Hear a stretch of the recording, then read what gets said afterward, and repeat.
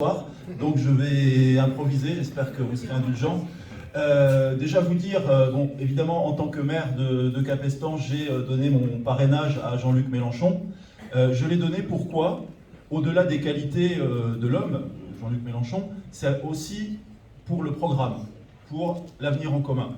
Parce qu'effectivement, à la lecture de l'avenir en commun, on s'aperçoit qu'on a vraiment un programme cohérent qui traite tous les enjeux auxquels notre société est confrontée, qui les traite de façon complète, de façon cohérente, pour répondre évidemment aux besoins de justice sociale, aux besoins de transition écologique et aux besoins de refondation démocratique de notre pays. Donc tout ça, c'est pris en compte et c'est pas un ensemble de mesures marketing, c'est vraiment quelque chose de construit. Et c'est ça, en tant qu'élu local, qui m'a séduit, parce que en tant qu'élu local, on est vraiment confronté au quotidien des gens, aux besoins de réponses concrètes. Et je pense que ce programme a toutes les qualités justement pour répondre de façon concrète aux besoins des gens. C'est bien ça, gouverner par les besoins. Et puis il y a aussi quelque chose qui est important à mes yeux, c'est ce côté financé. C'est-à-dire que c'est le seul programme, la seule équipe qui a fait l'effort de chiffrer chaque mesure et de montrer, bon, vous avez sûrement vu la vidéo qui circule, où effectivement on a 250 milliards de plus de dépenses par an, mais on a en face 267 milliards, ce qui veut dire qu'effectivement on a les moyens de faire notre politique. Et ça aussi, en tant qu'élu local, c'est important parce qu'on s'aperçoit qu'on peut avoir les meilleures idées du monde, les plus grandes idées. Si on n'a pas le nerf de la guerre, l'argent pour les financer, pour les mettre en œuvre, ben ça restera lettre morte, ça restera des belles paroles. Et avec l'avenir en commun, on a la capacité de mettre en œuvre donc cet autre monde qui est possible. Voilà. Et pour parler un petit peu de mon point de vue d'élu, dans l'avenir en commun, on fait de la commune le centre, le cœur de la démocratie. Et c'est ce qui est à la base de ce qui a fondé notre démocratie, c'est la commune, c'est cet espace de solidarité locale.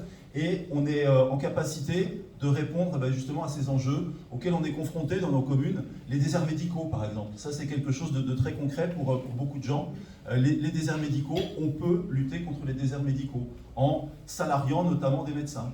J'en parle parce qu'à Capestan, on l'a fait. Voilà. Et c'est ce que propose l'avenir en commun. Et donc je sais que c'est possible. Voilà. Et que ça répondra à des attentes très concrètes de nos concitoyens. Investir dans l'école. Parce qu'effectivement, moi j'ai vécu en tant que maire le traumatisme d'une fermeture de classe. Je peux vous dire que c'est quelque chose dont je me souviens. Et de pouvoir dire on va embaucher 160 000 enseignants pour justement pouvoir ouvrir des classes. Parce qu'effectivement, un village, une petite ville, quand l'école meurt, après c'est la poste qui ferme, c'est la trésorerie, voilà. Et puis au final, on devient des dortoirs. Et ça, justement, dans l'avenir en commun, on parle bien que de refaire une carte des services publics où les services publics seront à moins de 30 minutes des usagers. Les maisons de retraite, par exemple, aussi, où à Capestan, on a une maison de retraite publique. Et c'est une fierté parce qu'on se préoccupe uniquement du bien-être de nos résidents. On n'a pas d'actionnaires à rémunérer, on n'a pas d'économie sur les biscottes et sur les petits pois à faire parce qu'on a des actionnaires qui nous surveillent. Les seuls actionnaires qui nous surveillent, c'est nos administrés, c'est l'intérêt général et c'est ça qui nous guide. Voilà. Et c'est ce que j'ai retrouvé dans l'avenir en commun.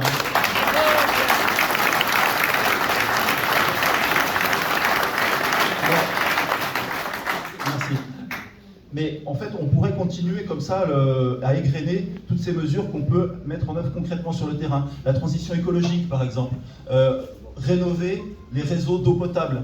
Par exemple, ça peut paraître basique, ça peut paraître terre à terre, mais c'est essentiel. On a des communes, pas très loin d'ici, où on a la moitié de l'eau qui part dans la nature.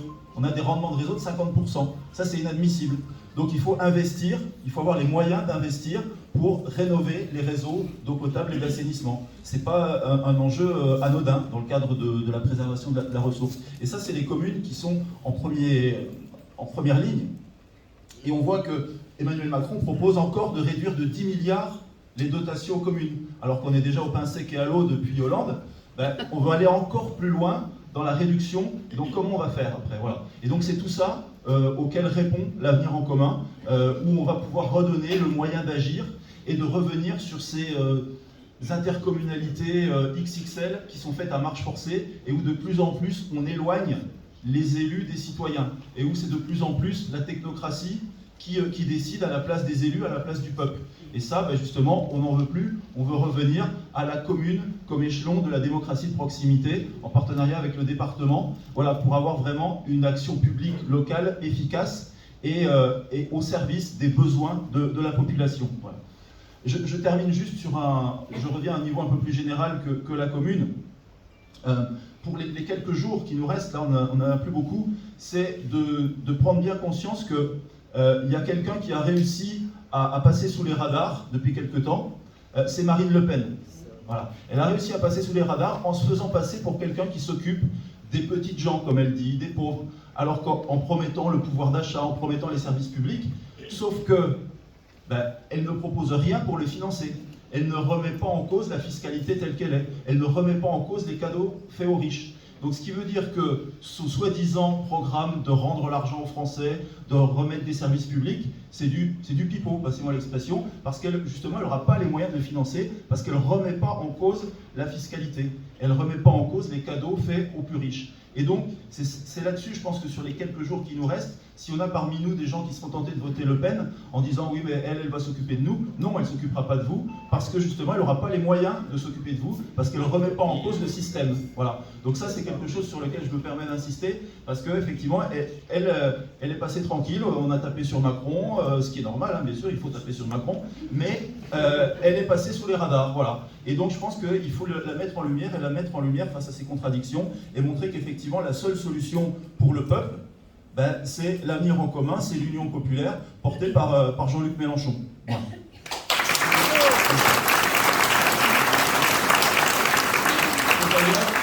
Si vous permettez, regardez ce qui nous surveille.